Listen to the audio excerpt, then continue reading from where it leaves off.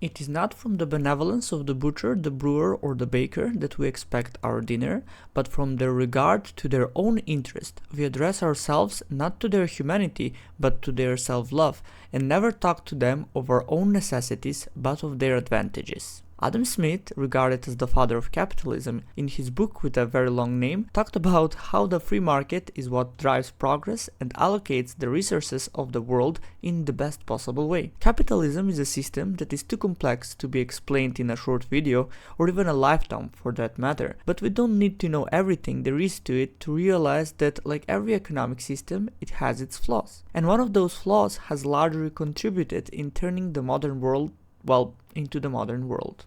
Today I want to talk about this particular flaw. Understanding it better gives insight on why so many people do not feel good living in today's Western society.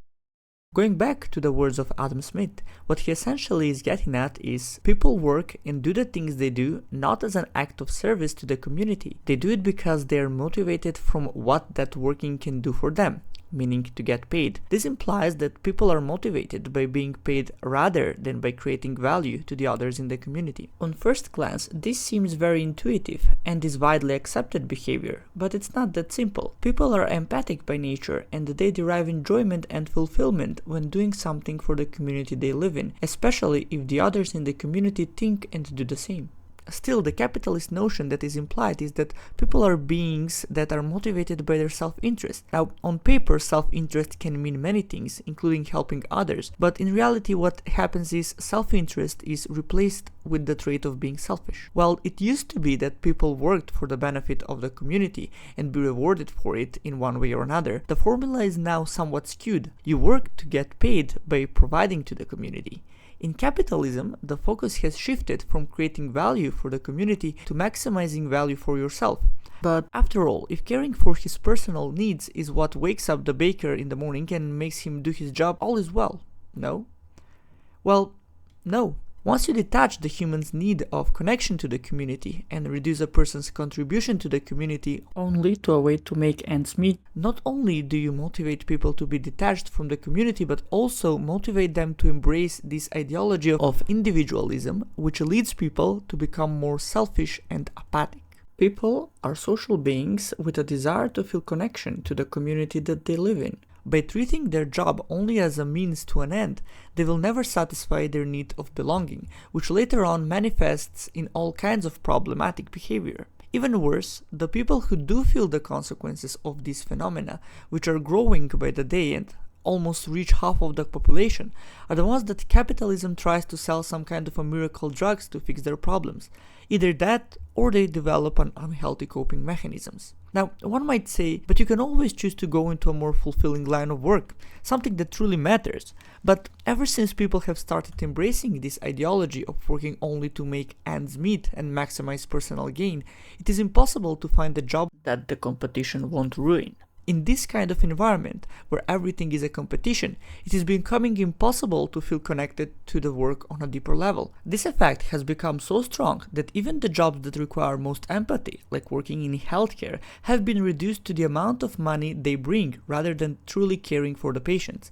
People don't pursue careers to be fulfilled and contribute.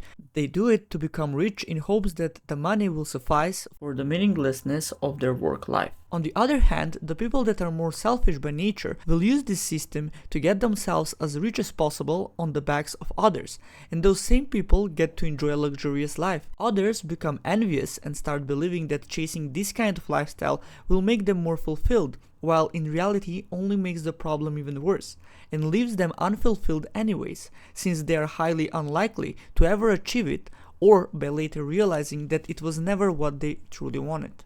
In a society where everyone cares only about themselves and truly believe that this behavior will lead them to have more fulfilled life, are doomed to face the consequences of the modern world, whether it will be sooner or later.